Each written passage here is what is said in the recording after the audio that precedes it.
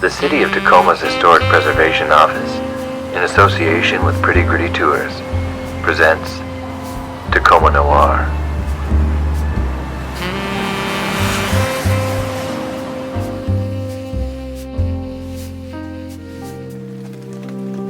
In a dark office in the heart of downtown Tacoma, a man sits at his desk. A stack of newspapers perches precariously on the corner. Cigarette smoke chokes the slender beams of light pouring out of a single lamp in the room. The lamp sits in the middle of it all, casting light steadily in the ever-growing darkness. The name printed on the frosted glass of the door panel reads Ray Rook, Private Investigator. Ray Rook reached inside his desk and produced another cigarette, turning it over in his fingers, pondering lighting it, when a woman walks through the door briskly. Mr. Rook, you got a real distraught-looking woman out here asking for you. Detective Rook flicked his lighter, and a flame suddenly pushed the darkness away from his face. His eyes filled with the light, but his face remained unchanged. Tell her to leave a message, Betty. I'm headed out. Ray, you're gonna want to see this one. She's a real looker. Ray Rook's face remains unchanged, but the pool of light in his eyes suddenly grows as he casts his unrelenting gaze upon his secretary.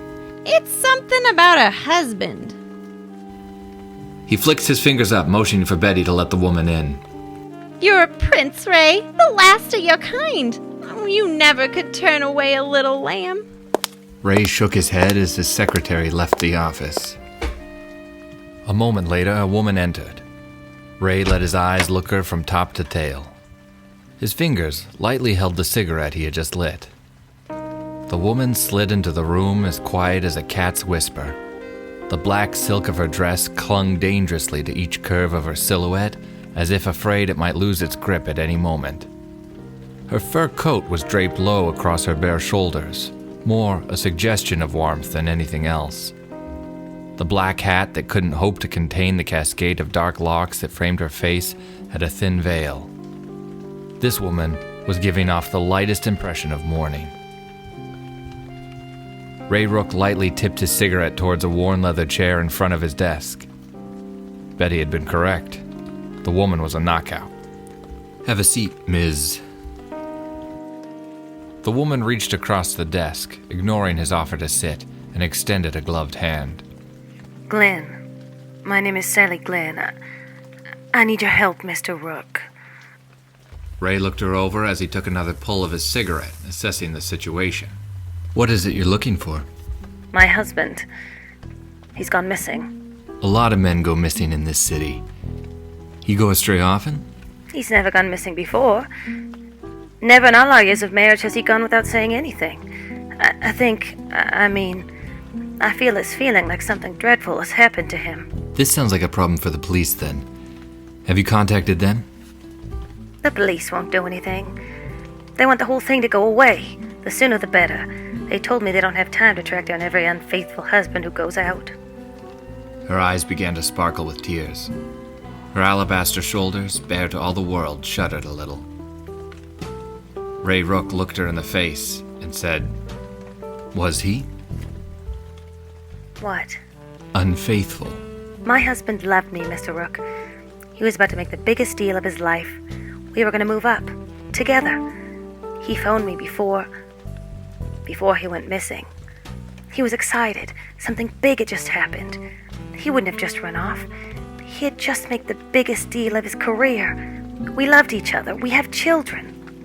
Ray Rook let the smoke linger between them a moment, then decidedly finished his cigarette. For a moment, Ray inhaled deeply. He savored the air in between them for a moment before producing another cigarette. He didn't hesitate this time as he lit it. All right, Mrs. Glenn. Tell me what your husband does.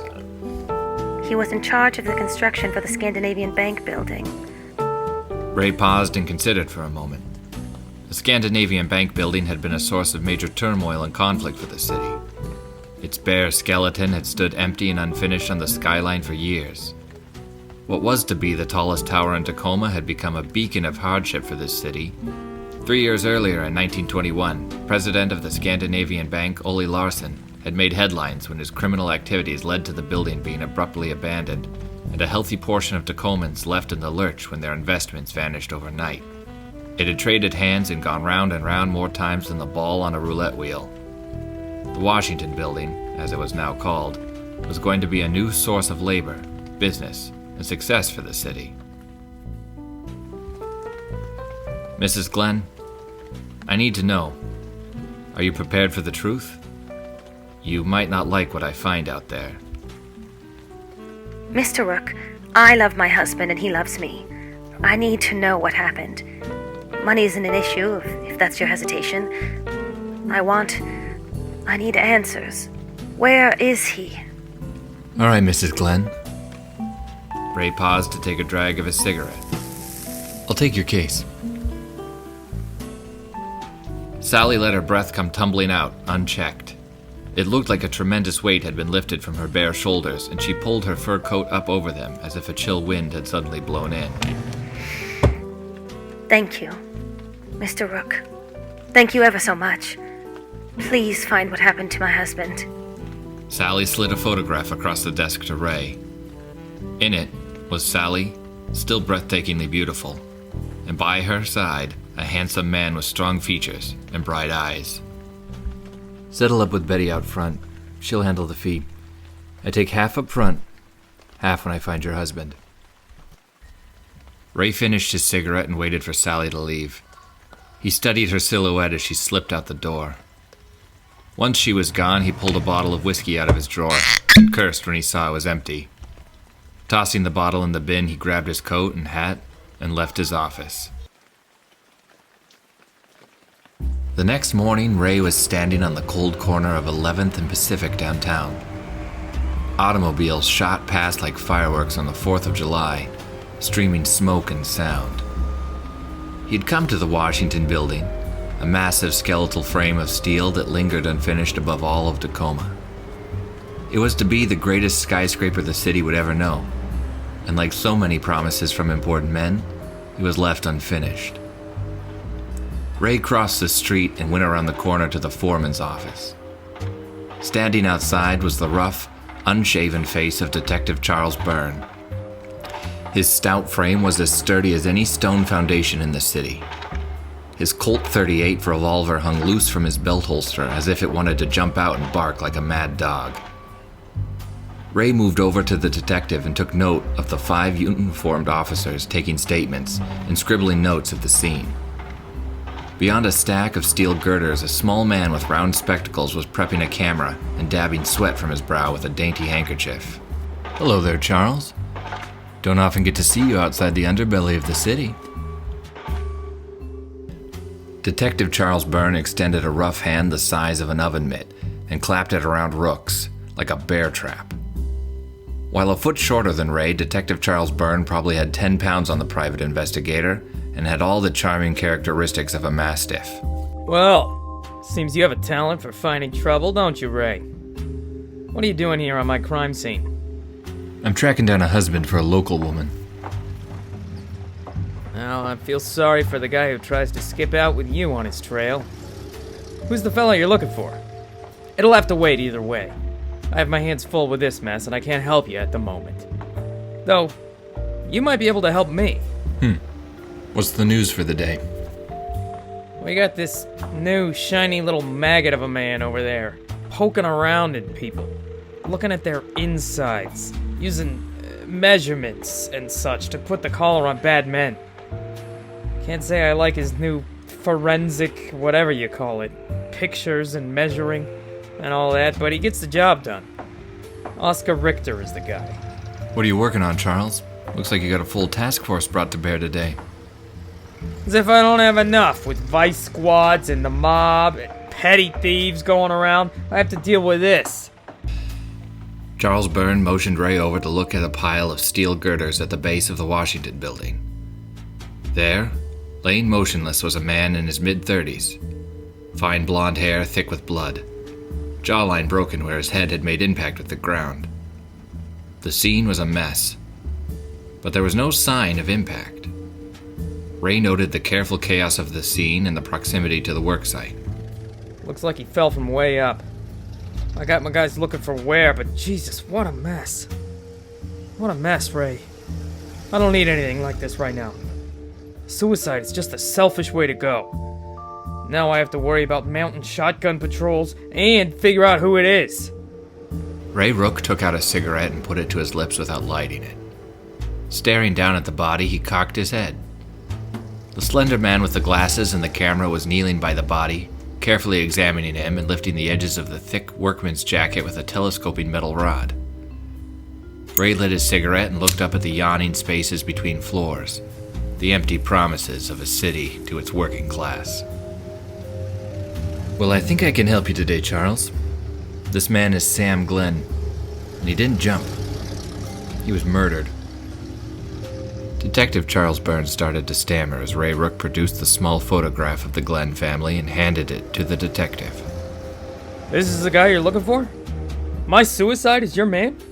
Well, you're half right, Charles. Look again. Ray didn't take his eyes off the top of the tower as he spoke.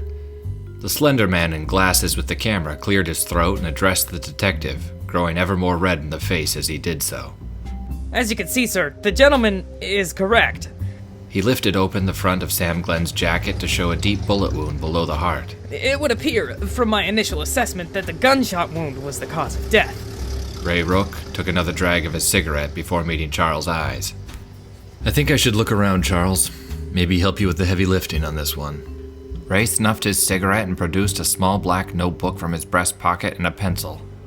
He began noting what he saw at the scene. Charles waved Ray on and went to attend to other matters with the uniformed officers. Ray Rook walked over to Sam Glenn's body and immediately detected the faintest smell of lilacs. With consent from the officer standing above the body, they examined the pockets. Inside the left pocket was a billfold with $34.82. In the other pocket, a pack of Wrigley's gum, a fountain pen, and, curiously, a worn brass button stamped Tiffany & Co. on the back. In the breast pocket, they found a purchase order for materials soaked in blood. 20 ton was the only section that could be made out legibly. In the other breast pocket, a signed order from the Railroad Brotherhood Cooperative National Bank, co-stamped and authorized. His next stop was the foreman's office. Inside, he flashed his credentials to the uniformed officer that Charles had left behind and got the go-ahead nod to start looking through papers. The architect, Doyle Farrington, was standing in the corner, supervising everything that was going on and answering questions to the best of his ability. He was a man in his late 50s, impeccably dressed, sharp at every angle, with a glorious mustache. Well, I don't know. Mr. Glenn kept his own hours, but it wasn't unusual for him to be here on the job site late at night. A uniformed officer was furiously writing in a notebook as Doyle Farrington spoke. Mr. Farrington? Ray Rook interrupted the situation. My name is Ray Rook. I'm a private investigator working with the police to figure out what happened here. Mind if I ask you a few questions? Ray nodded to the officer, who acknowledged that he was done, and moved over so that Ray could begin his interrogation. I don't know what I can possibly tell you that I haven't already told this officer, but of course I will try to help. Doyle Farrington took out a pack of Lucky Strike cigarettes and lit one while he glanced around the room. His tie was slightly off-center, and the frantic coming and going of the crime scene drew his attention from corner to corner, but he never seemed to look at anything on the desk. Did Mr. Glenn have business down here last night? As I told the officer, I don't know. Sam, well, he came and went without telling me. He would always handle the business of the crew and the supplies, but wouldn't constantly need my authorization. If anything, we were rarely on the site at the same time. Where were you last night? I beg your pardon? Me? I was at home last night. I got in this morning to check on the progress. I found Sam there behind the girders where he landed when he jumped. And that's when you called the police. Doyle looked up at the private investigator as he finished the cigarette and began searching for another. No. I found him when I went to see if he was okay, and one of the workmen showed up and he must have called the police. Ray Rook studied the expression on the man's face. The mustache perched like a bird of prey on his upper lip. His round spectacles caught the light as he glanced around the small foreman's office, almost as if he were a stranger in there. Was Mr. Glenn working on anything especially important this week? Doyle Farrington seemed to look into his memory for a moment before answering. Yes, he signed off on a new steel order. We switched to a local supplier, Tacoma Steel, to fulfill the order. We're building the future here, so no stone, steel and sky only. He has also been working to help me finalize for the new design of the vault that the Railroad Brotherhood Collective is requesting, but I can't think of anything else. We have a deadline now that the tower needs to be finished next year, and it's very inconvenient for him to kill himself right now. Ray studied the man's face for a moment. Do you have any reason to think that Mr. Glenn would jump? Problems at home, maybe? Well, I mean to say, I don't know much about the man's home life. We were colleagues, nothing more. Well, I'm sorry to say, Mr. Farrington, but Mr. Glenn was murdered. What? Are you sure? He he jumped from the tower. I found him there this morning. How was he murdered? Do you think someone pushed him? Let's just say I don't think he got the bullet wound in his heart from the fall. Do you own a gun, Mr. Farrington? Now, just a moment. I don't think you have... You don't think that I had anything to do with this, do you? I should have known something was going on. There's been a reporter, always here, harassing Sam for a couple weeks now, asking him unusual questions about the building and when it will be finished. The Pinkertons have chased him off a few times now that this is railroad business. Ray made a note in his notebook. You got a name? Walter something. Joe Walter, maybe? You should speak to him. Ask about him at the newspaper office. I'll be sure to do that. And Mr. Farrington, my earlier question. Do you own a gun? It appeared to Ray Rook that Doyle Farrington wilted a little in that moment. I do, as I suspect all men in the city do. A rifle, for hunting. Thank you for your time, Mr. Farrington. Be sure to stay somewhere where we can find you, and my condolences. Doyle Farrington nodded absent-mindedly as he fumbled around for his third lucky strike and looked about the office as if he was seeing things in there for the first time. Ray left the office and began to investigate a set of stairs that went down into the basement of the unfinished building. The thing that caught his attention was a yawning opening with steam pipes leading out of it labeled Consumer Central Heating Co. Ray was familiar with the central heating system that gave warmth to the majority of downtown. Ray looked around a moment before exiting up the stairs, having found nothing unusual. He crossed the busy street and headed up the hill on 11th, past the Rust Building. On Commerce Street, he entered the shop at the ground level and looked for the telltale signs of a steam tunnel entry point. The exterior of the building held a passage that opened up into an underground men's room. Ray exited through the front of the shop and went towards the men's room to examine it. The filthy pavement outside the entry was covered with tobacco leaf, tiny bits of paper, gum, and ticket stubs for the train. Each of these human moments discarded and waiting for a harsh rainfall to push them into the drain and away forever. The vantage point from this concealed nook that dipped under the sidewalk provided cover from three sides, but gave a perfect view of the looming spine of the Washington building down the hill. As he was noting the angles, Ray walked slowly out from the half corridor and stepped back onto the main sidewalk. As he did, he looked up and saw the shadow of a man across the street turn and hurry quickly away. Ray couldn't be sure, but it felt like the man had been watching him. He went to move after him, but a rush of traffic blocked his path and he lost him in the flurry.